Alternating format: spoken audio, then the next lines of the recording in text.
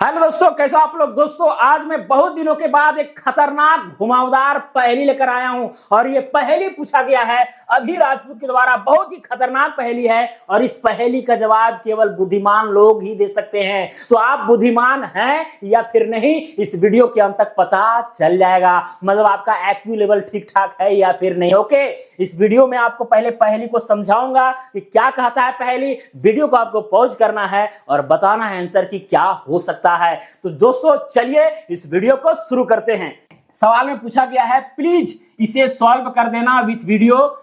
7 भाइयों में ऐसा रुपया बांटे कि 2 में बांटे तो 1 बचे, 3 में बांटे फिर 1 बचे, 4 में बांटे फिर 1 बचे, ऐसा 6 में बांटे तो फिर 1 बचे, 7 में बांटे तो बराबर हो जाए। तो बताओ टोटल कितना रुपया है।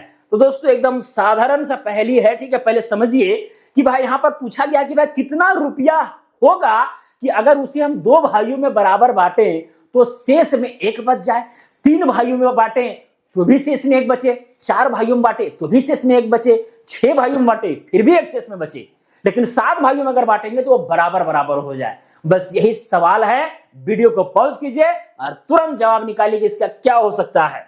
चलिए, मुझे उम्मीद है कि आप ऐसा जरूर किए होंगे। अब दोस्तों मैं खुद से जो है इसे सॉल्व करता हूं। देखिए बहुत तरह से जो है इस क्वेश्चन को सॉल्व किया जा सकता है, ये मैं पहले ही कह दे रहा हूं, ठीक है। लेकिन चलिए यहां पर जो है सबसे पहले दोस्तों देखिए, अगर 7 भाइयों में बांटा जा रहा है और बराबर बराबर हिस्सा हो जा रहा है, इतना तो तय है, इतना तो आपको हिंट मिल गया है कि भैया यहां पर आंसर जो है 7 के मल्टीपल में ही मिलने वाला है। सिंपल सी बात है, या तो 7 होगा, 14 होगा, 21 होगा, मतलब 7 के पारा पढ़ते जाए, कुछ भी हो सकता है। ओके, लेकिन भाई हम आंसर तक कैसे पहुंचे। अब पहेली है, ठीक है, इसमें दिमाग तो आपको लगाना पड़ेगा। दोस्तों आप लोग एक जानते होंगे इक्वेशन, ए बराबर में होता है BQ प्लस में R, यानी भाज्य बराबर भाजक गुने भागफल प्लस शेषफल, ये पता है आपको। अब यहां पर बांटने वाला बात है तो वही भागा करने वाला बात है। जैसे मान के चलिए कि भाई कुल हम A रुपया मान लेंगे। अब जो है यहां पर 2 भाइयों में बांटा जाएगा तो 2 से डिवाइड किया जाएगा। अब जितना यहां पर आ रहा है उसके बाद जब यहां पर जो भी संख्या आएगा उसको घटाने पर यहां शेष में 1 बच जा रहा है, यही तो बात है। तो हम मान लेते हैं कि भाई A रुपया है, माना कुल रुपया बराबर A है, ठीक है, A रुपया है। ओके, अब दोस्तों A रुपया को अगर हम 2 भागों में बांटेंगे, मतलब कुल मिलाकर के यहां पर अगर हम इस इक्वेशन में अगर हम लिखना चाहें तो क्या होगा, A बराबर में हो जाएगा, ये हो गया मेरा भाज्य। भाजक कितने भागों में बांटना है, 2 भागों में बांटना है, तो यहां पर हो जाएगा भाजक के जगह पर इस B के जगह पर 2 हो जाएगा। Q यानी क्वोशिएंट यानी भागफल कितना आएगा हमें पता नहीं है, ठीक है, तो यहां पर हम मोटा मोटी मान लेते हैं Q1 आएगा, ठीक है, और प्लस में शेष कितना बच रहा है तो 1 बच रहा है। ये इक्वेशन 1 हो गया। इसी तरह से और भी इक्वेशन बनेगा, ठीक है।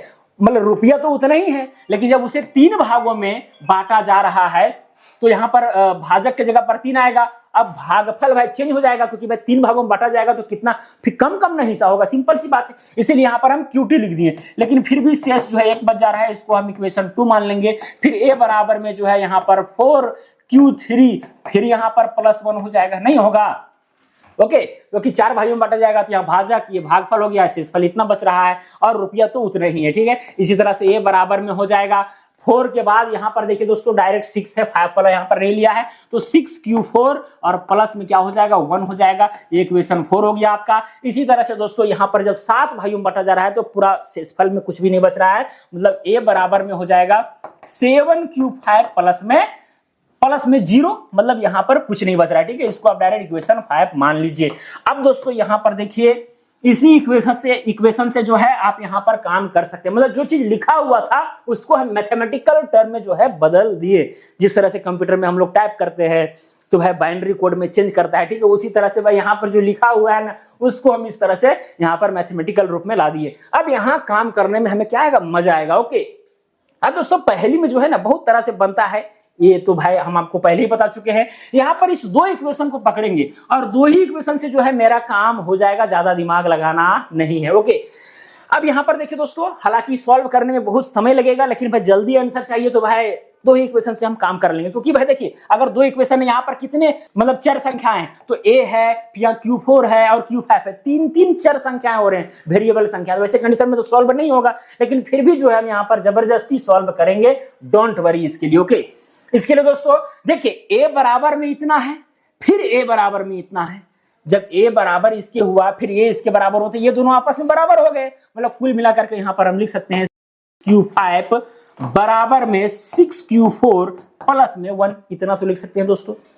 अब यहां पर क्या हो जाएगा, Q5 या फिर हाँ चलिए Q5 लिख देते हैं, बराबर में हो जाएगा 6Q4 प्लस में 1 डिवाइडेड बाय ये 7 इधर आ जाएगा। अब यहीं से आपका मामला सॉल्व होने वाला है दोस्तों। यानी Q5 अगर हमें Q का कोई value Q1, Q2, Q3, Q4, Q5 किसी का एक वैल्यू अगर हमको पता चल गया तो तुरंत जो है हम A निकाल लेंगे कि क्या यहां पर आएगा। अब दोस्तों यहां पर देखिए जो भी Q1 आएगा, Q1 से Q2 जो भी आएगा पूर्णांक में ही आएगा, ठीक है। मतलब समझिए अब नेचुरल नंबर में आएगा, या तो 1 आएगा, या तो 2 आएगा, या तो 3 आएगा, या तो 4, या तो 5, या तो 6, या तो 7, या तो 8, यही सब आएगा। ओके, तो सबसे स्मॉलेस्ट में हमको जाना है। जैसे अगर हम 6 कम 6 लेते हैं, ठीक है, यहाँ अगर 1 लेंगे तो 6 कम 6 हो जाएगा, 6 और 1 7 हो जाएगा, और 7 को अगर 7 से डिवाइड करते हैं तो आंसर हमको 1 मिलेगा, जो कि नहीं हो सकता है। अगर हम यहाँ पर 2 रखते हैं तो 6 दूनी 12 और 1 13। अब 13 को अगर आप डिवाइड 7 से करेंगे तो भैया आपको जो है पूर्णांक मिल ही नहीं रहा है। इसका मतलब यहाँ पर 2 भी रखने से काम चलने वाला नहीं है। 2 रख रहे हैं तो 13 आ जा रहा है, ये गड़बड़ बात है, ठीक है। अगर 3 रखते हैं तो 6 3 18 और 1 19 हो जा रहा है, और 19/7, ठीक है, ये भी जो है नहीं चलेगा।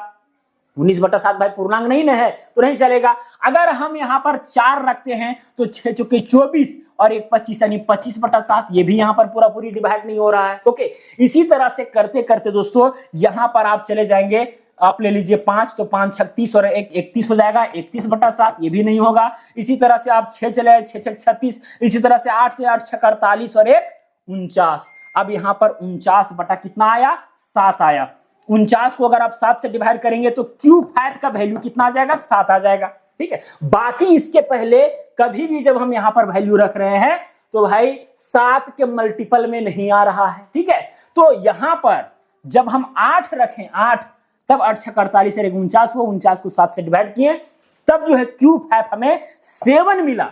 अगर Q5 मेरा 7 मिल गया तो A का वैल्यू कितना होगा, Q5 की जगह पर हम 7 रख देंगे तो 7 7 49 होगा कि नहीं होगा, यानी A बराबर में हो जाएगा 7, Q5 है ना जी, तो 7, Q5 का वैल्यू हम 7 निकाले हैं तो कितना हो गया, 49। मतलब दोस्तों यहाँ पर आंसर जो है 49 होने वाला है। अब इसे आप वेरीफाई भी कर सकते हैं। कैसे वेरीफाई करेंगे, अगर इसको आप 2 भाइयों में बांटेंगे तो कितना 24 24 करके हिस्सा होगा, 24 24 करके हुआ हिस्सा, लेकिन एक बच जाएगा 24 48 और 1 49, ठीक है। अगर 3 भाइयों में बांटेंगे तो कितना होगा, 16 3 48, यानी 16 16 करके हिस्सा होगा तीनों को, फिर भी एक बच जाएगा 16 3 48। अगर 4 भागों में बांटेंगे तो भाई 12 चौका 48, 12 12 करके हिस्सा होगा, और शेषफल में फिर भी जो है एक बच जाएगा, नहीं 12 चौके 48 और शेषफल में 49। ओके, तो यहां पर हम 2 भाइयों में बांट रहे हैं तो शेषफल एक बच रहा है, 3 भाइयों में बांट रहे हैं तो शेषफल बच रहा है, 4 भाइयों में बांट रहे हैं तो भी।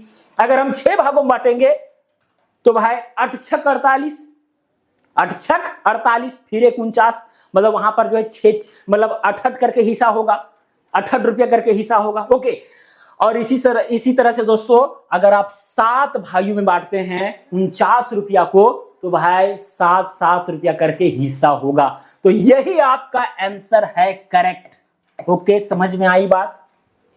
2 भाइयों में, 3 भाइयों में, 4 भाइयों में, 6 भाइयों में बांट कर देख लीजिए, हर बार आपको 1 रुपया बचता हुआ नजर आएगा। लेकिन 7 भाइयों में बांटिएगा तो कहानी खत्म हो जाएगा। और ये भी बात ध्यान में रखना है दोस्तों। अब ऐसा क्वेश्चन भाई यहाँ पर जो मिनिमम जो हमको पूर्णांक संख्या मिला उसको लेकर के हम काम किए, इसके आगे और भी संख्या हो सकती है जो इस कंडीशन को फुलफिल करता हो, तो इसका आंसर और भी हो सकता है। इस बात को भी आपको ध्यान में रखना है। तो उतने ज्यादा हम ट्रायल नहीं किए हैं, ठीक है, बस ऐसे क्वेश्चन मिला ले आए, ठीक है, और आपको हम आंसर निकाल के बता दिए, तो ज्यादा टेंशन नहीं लेना है।